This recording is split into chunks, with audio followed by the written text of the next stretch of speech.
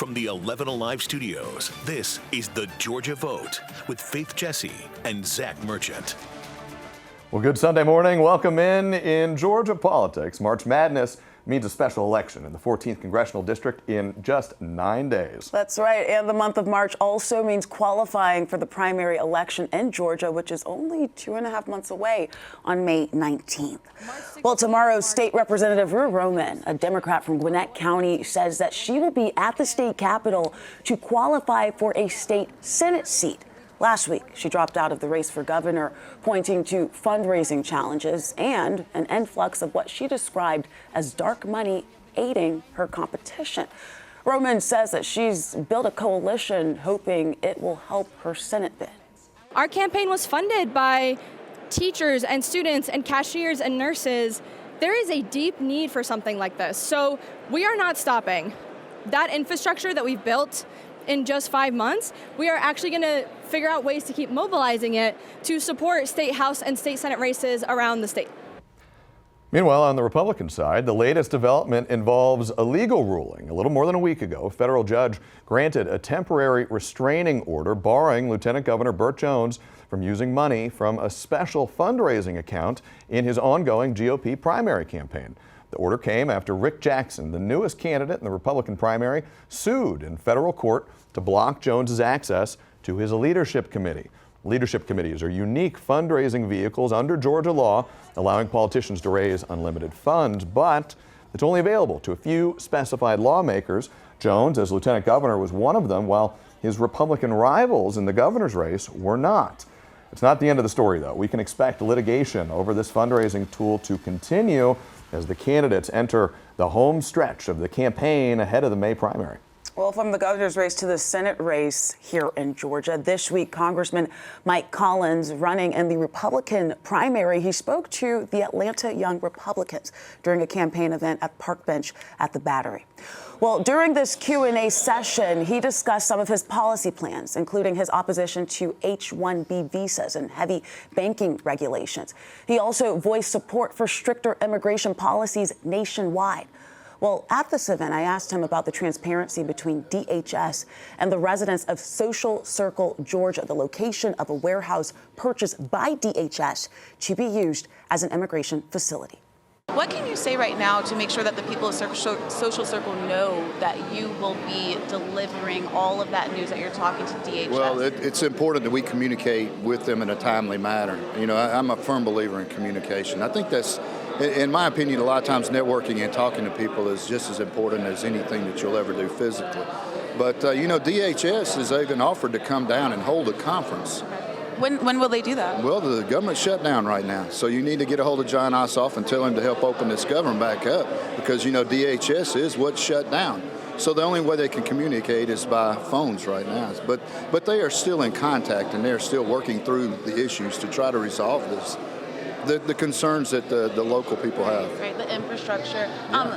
Another question for you on this. When did you learn that the facility was coming to Social Circle, and what are those plans to make sure that that infrastructure is built out? Goodness, I would have to look back to see the exact dates, but we knew when y'all knew and when Social Circle knew the 1st of January in that time frame, this Social Circle was being looked at, but we didn't know that it was the final decision or one of the final places here in the state of Georgia. I would have to look back and see the exact date. What plans do you know about to make sure, because there's concern that this facility was for Amazon or manufacturing, not to house people. What do you know from DHS? What are they telling you about? DHS will build it out. They will build it out. They will actually, if they need to, do a lot of self-containment on whatever they need to. And whether that's wastewater or fresh water, however they need to look at doing to getting that up and running. And the last thing they want to do is have a negative impact on the community. And so that's one reason that you see them continually talking and communicating with Social Circle. What can you do to make sure that there is not a negative impact on that community?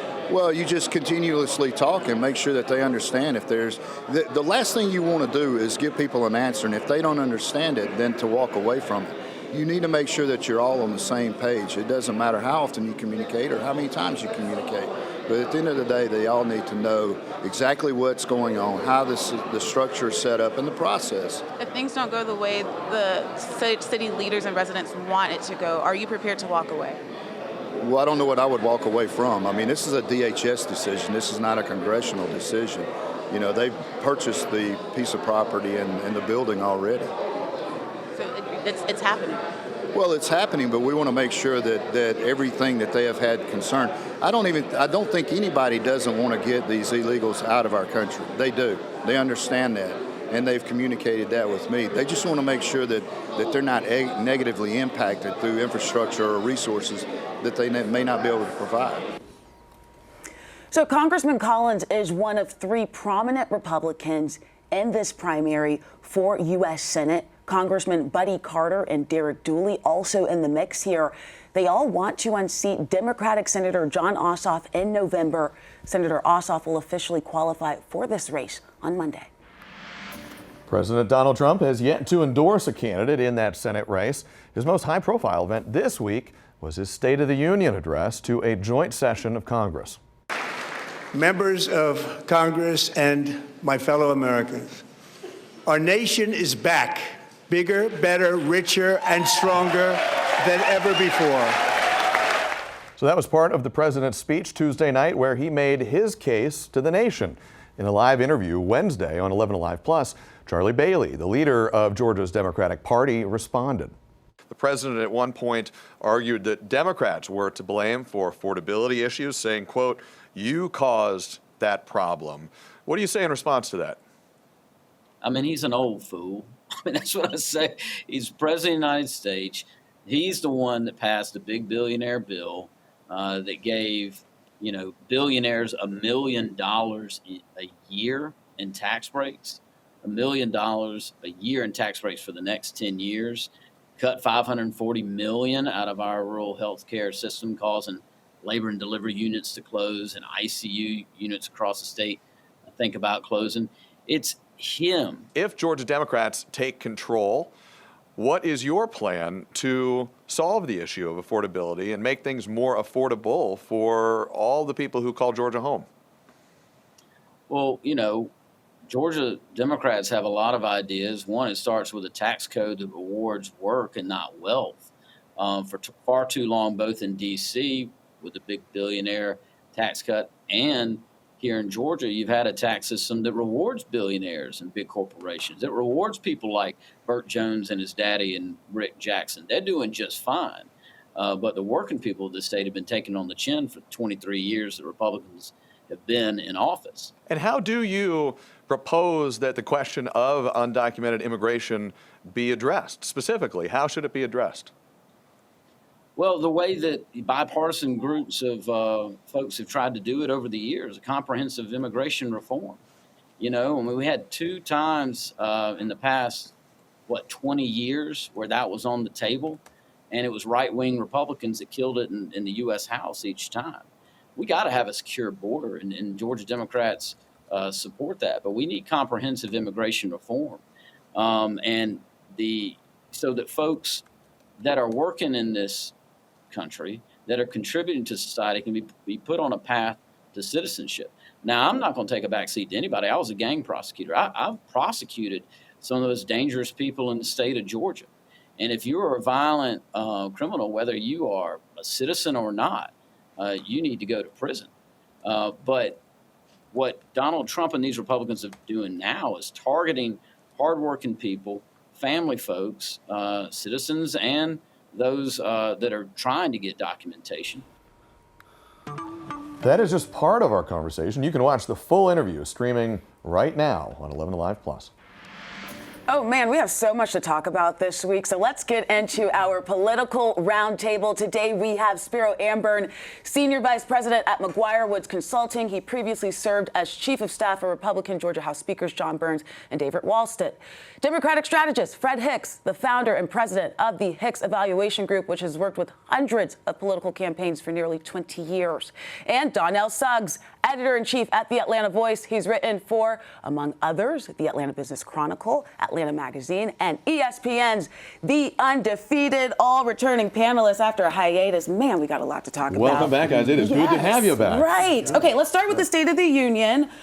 Fred, why didn't Democrats show up? A lot of Democrats decided to not be there. So I think what we saw happen during the State of the Union is exactly why Moore did not show up.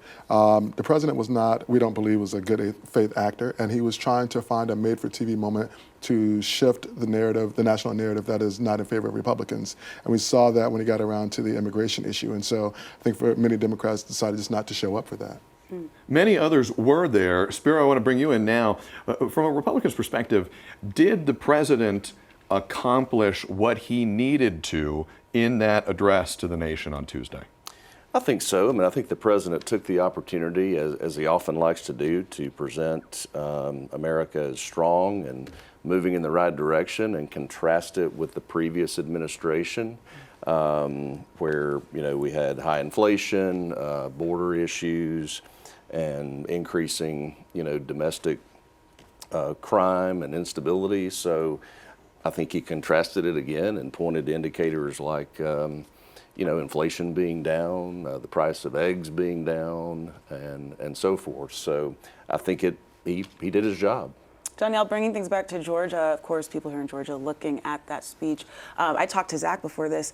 That conflict in the room is an indication of the state of our union. What were your thoughts? It was an hour and 48 minutes.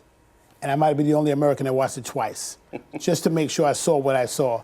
And it didn't feel like he was talking directly to Georgians whose average median household income is $75,000 to $80,000, which is $20,000 or $30,000 less than other states. It didn't feel like he was talking to people who are kind of struggling with everyday things. It kind of felt like he was squashing some beefs and propping up what he's done in his second term, and that's fine, and that's what he does. But it didn't feel like, what I'm hearing from readers, didn't feel like he was talking directly to Georgians that needed to hear something from him saying that things are going to be better. Didn't feel like he was going directly to them. Well, he's going to have to speak to Georgians, especially in this governor's race. He's already put his backing behind Lieutenant Governor Burt Jones, but Rick Jackson coming in, really shaking things up. And, we talk about, we've been on an Olympic hiatus for the last few weeks, a lot of shakeups in that time. And we love the Olympics, of course. But, guys, we've got a lot to unpack right here in Georgia. Let's start with that governor's race. Guys, we want to go down the line here, but Fred, Rick Jackson jumps into the governor's race on the Republican side, the Republican primary. What impact, from your perspective, has he had on this primary? Well, number one, I think he's changed the TV buy schedule for candidates. So you have to move up and make your buys a little bit earlier, and it's also a lot more expensive. He's talking about putting in, $50 million. And so someone like on the Democratic side, like say a Mike Thurmond, who has less than $1 million in his disclosure report, I mean, it's going to be really hard for him to break through. We talk about money a lot on the panel here, Spiro, by moving up the buy schedule, as Fred has pointed out. Does that put candidates in a tricky position, how to allocate their resources? Absolutely. I mean, time is short. I mean, as you mentioned earlier, we're only 2.5 months from the primary, so and he just got in February. Right, and he says he's going to spend $50 million. But I chuckle a little bit sometimes when politicians get in and they say they're not a politician and they're an outsider at any level of government. But the folks under the Gold Dome, I assure you, know who Rick Jackson is, both from being an active donor and active on policy issues, but he's telling a story that I think the average person out there who may not know who he is resonating. Danielle, I want to bring you just exactly to Spiro's point. I mean, this is a guy who says, I grew up in foster care. I'm like you. I'm self-made. And now I have this access, and I want to bring that back to you. What are you hearing on the ground? He even challenged Keisha Lance Bottoms that he's more Atlanta than her. Ooh. Growing up in Tech with Holmes. Oh, wow. And being an Atlanta native. What did she say to that? I got to look that up. I don't remember her tweet back, but his tweet was that he's more Atlanta than her. I grew up in the projects in Atlanta. And it's like, so he's trying to speak to every man. Yes, he's very rich and he's not like you, but this has worked before when a rich person says, I'm just like you. So it's working in a sense where people are asking us, hey, why aren't you guys covering him? I'm like, there's not much to cover yet. He's just buying a lot of ads and he's on your TV screen. So. Hey, and we're talking about him right now. So right, and here we are. An indicator. Well, on that note, we're going to take a pause. We will be right back after this break. Welcome back. Democrats and Republicans still at odds over funding for the Department of Homeland Security, leading to a partial government shutdown. Well, this week, I asked Democratic Congresswoman Nikema Williams how Congress can come to an agreement to end this partial shutdown. How should Democrats and Republicans break this logjam? We know that a lot of this has to deal with funding for the Department of Homeland Security. What do you see as key sticking points holding up to reach a deal here? I mean, the key sticking point is the Trump administration and his Republican allies. They're determined to continue terrorizing our communities. They don't want to hold ICE accountable. They don't want to hold federal law enforcement accountable. And what we have seen with our own eyes is that communities have been terrorized. We saw American children being taken from their beds in the middle of the night in Chicago. We saw American citizens gunned down in the streets of Minnesota. We saw this with our own eyes. So to say that nothing needs to change is asinine. We need to do something about this, and this is where the American people have spoke loud and clear. They want us to hold the government accountable, and I am here to be the voice of the people, Faith. So right now, this shutdown that is going through can absolutely be avoided. And also the Department of Homeland Security has billions of dollars that were appropriated in the spring that they could use to keep things funded until this is figured out. But they're choosing not to do so. They choose to fund the parts of the government that they want to fund. So this is squarely at the feet of the Republicans who control the House, the Senate, and the White House. And you can watch my full interview with Congresswoman Williams streaming right now on 11 Alive Plus. We want to bring panel back in, and we will talk about this shutdown. But let's go back to our conversation on the governor's race, because we know we have a crowded field of candidates on both sides here. Man, we spent a lot of time talking about Rick Jackson. He's the newest entrant on the Republican side in this race. A lot of other candidates, though. Spiro, I want to go to you, talk about the rest of the Republican field, and then Fred, bring you in on the Democrat side. But Spiro, Lieutenant Governor Burt Jones, Secretary of State Brad Raffensperger, Attorney General Chris Carr, all three prominent Republicans who have been in this race for a long time. What do they need to do now to stand out in this race now that Rick Jackson's, some would argue, shaking it up? Yeah, I think, Rick Jackson's obviously attacking Burt Jones a lot. He's attacked Brad Raffensperger to some degree. I think it does make the race a little more competitive now when you look at a Chris Carr or Brad Raffensperger. I think Burt Jones was sort of, viewed as the front runner before Jackson getting in. I think he probably holds serve there, but I think it might create an opportunity for a Carr or Raffensperger maybe to tick up a little bit. Is this a race for a runoff, or is somebody going to pull away and win outright in the primary? I would be shocked if it does not go to a runoff, and I think that was the case even before Jackson. And you even have Ken Yasgur, who is running. Some candidates who, he has his following in Savannah that could shake things up. Fred, the Democratic side also very crowded here. What are you watching for? And I could also ask the same question. Do you think this will go to a runoff, or will we see somebody win outright? Well, I'll start with that one. I definitely think this is going to a runoff. You have four relatively strong candidates: Mayor Bottoms, Jeff Duncan, Michael Thurmond, and Jason Estevez. I think that based on all the polling, Mayor Bottoms looks like she's going to finish in first place as of right now anyway, around 38-40%. So the race is for second. And I'll tell you right now, to me, it seems like Jeff Duncan is surging. The former Republican. The former Republican, that's right. So about 2 weeks ago, the Fulton DeKalb Dems held a debate, and that was the first time all the candidates were on stage. And when I talked to elected officials across the metro region, they were all very much impressed with the lieutenant governor, former lieutenant governor. And so I think he's really acquitting himself well, and he's surging into possibly a second place spot there. But that battle for second place can be decided by just a couple of points, and I think about 20% gets you into a runoff. So we'll see. That's right. And I mean, you see the qualifying obviously coming up next week. Fred, I want to just follow up with you there. For voters looking at Keisha Lance Bottoms, potentially Jeff Duncan in this race, I've heard somebody say, oh, Jeff Duncan is just doing this so he can get into office, and then he's just going to turn back into a Republican. Are you hearing any of that? So I've heard that, and I think I'm on record as saying that I was concerned that he might be a Trojan horse for Democrats. But watching him in that debate and having had conversations with all of the big four candidates at some point in time, I find that he's been quite authentic, and that's resonating with people. And that's not to say that the other candidates are not, but he's the one candidate about whom most Democrats are most curious. Mm-hmm. And so the others kind of known entities to some extent, or unknown.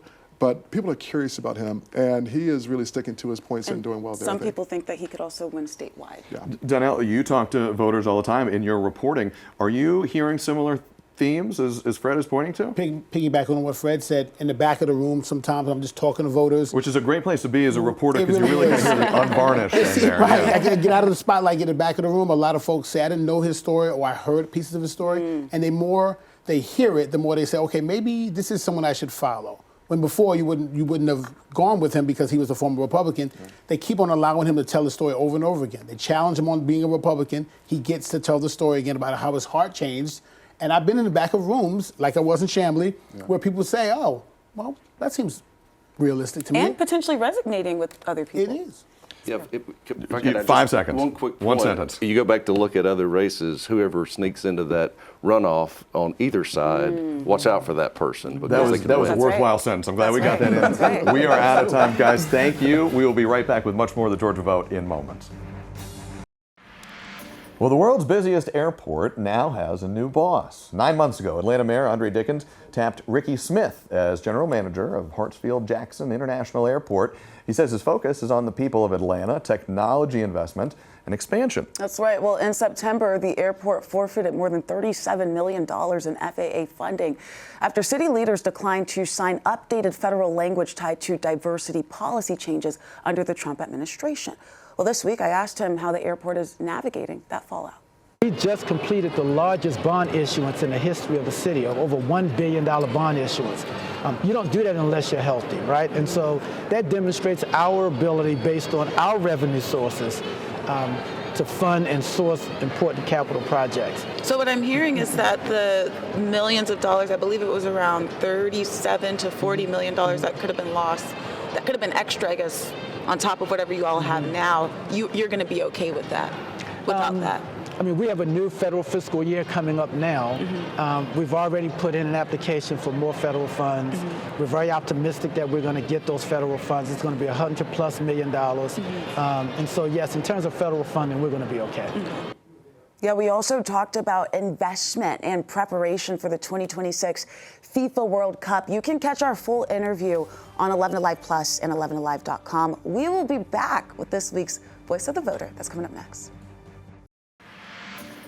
Welcome back. This week, our Voice of the Voter takes us to Cobb County, where we hear from Jason Shepard, a lawyer and educator at Kennesaw State University. Hi, I'm Jason Shepard, and I live in Cobb County, Georgia. I'm an attorney who works in healthcare regulatory law, and I also teach American government at Kennesaw State University. My work puts me at the intersection of law, policy, and how government actually functions in real life. The most pressing issue in Georgia politics right now is simply trust. It's trust in our elections, trust in our institutions, and most importantly, trust in each other. Too often, politics is driven by outrage instead of facts, and that erodes confidence across the board.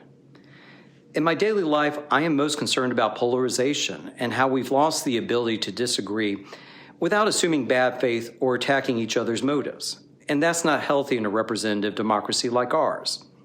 But what gives me hope is simply everyday Georgians. When you step away from social media and cable news, most people still want fair rules, honest leadership, and solutions that work, even if we don't all agree on them. And we, I think, can all agree on this. We always appreciate the perspectives of our Voice of the Voter guests. That's right. And we want to thank you all so much for being here with us. We are back, baby. We hope to see you back here next Sunday at 11 for another exciting edition of the Georgia Vote. We'll see you then.